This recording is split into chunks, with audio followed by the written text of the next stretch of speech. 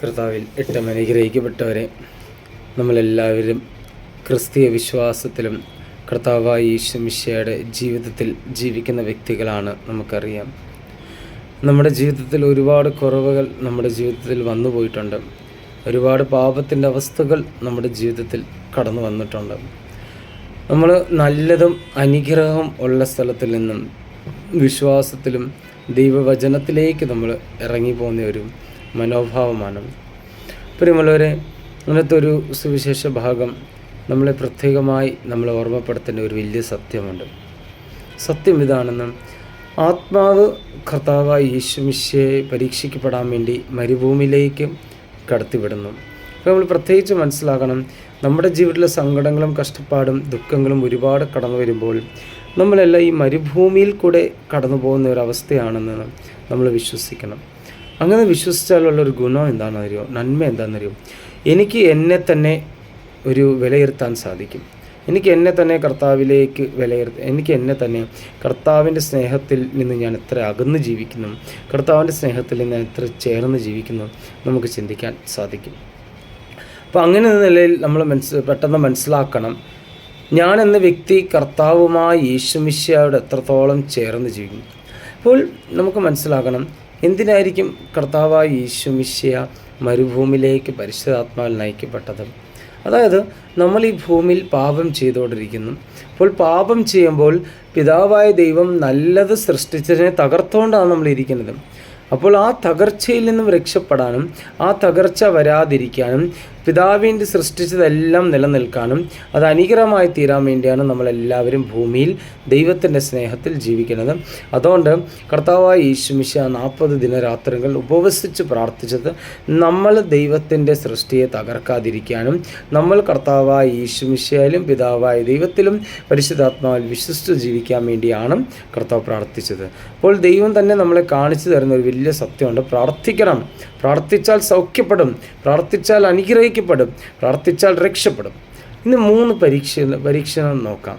കർത്താവായ യേശു മിശിഹാ നേരിട്ട 3 പരീക്ഷ എന്താണ് നമുക്ക് നോക്കാം. ആദ്യത്തെ പരീക്ഷണം ഇതായിരിക്കും, അപ്പം. നമുക്കറിയാം, നോയമ്പ് കാലത്തിൽ നമുക്കൊരിക്കലും അപ്പമായാലും നമുക്ക് വിശപ്പിനെ അടക്കാൻ നമുക്ക് സാധിക്കത്തില്ല. പക്ഷെ വിശപ്പിനെ അടക്കാൻ സാധിക്കുന്ന ഒരു വ്യക്തിക്ക് മാത്രമേ തൻ്റെ വിശുദ്ധ ജീവിതത്തിൽ പാപത്തെയെ നമുക്ക് അടക്കി നിർത്താൻ സാധിക്കത്തുള്ളൂ. ഇപ്പോൾ കർത്താവായ യേശു മിശിഹാ പിതാവായ ദൈവത്തിൻ്റെ പുത്രനാണെന്ന് അറിഞ്ഞിട്ടും സാത്താൻ വീണ്ടും വീണ്ടും കർത്താവിനെ അന്ന് വേദനിപ്പിക്കാനും കർത്താവിനെ താഴ്ത്തി കാണിക്കാനും, നീ ദൈവത്തിൻ്റെ പുത്രനാണെങ്കിൽ ഈ കല്ലിനോട് അപ്പമായി മാറാൻ ആവശ്യപ്പെടുക.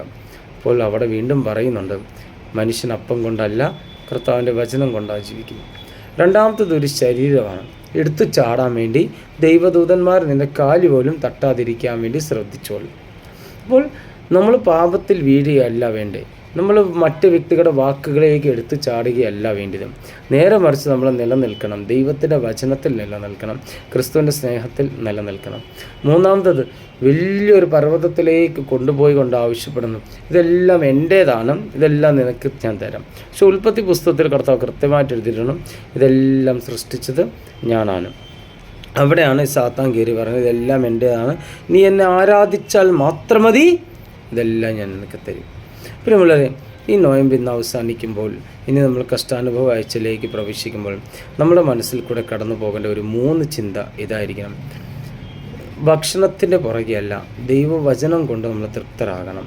ഭക്ഷണം ശരീരത്തെ ജീവനോടെ നിലനിർത്താൻ വേണ്ടി മാത്രമാണ്.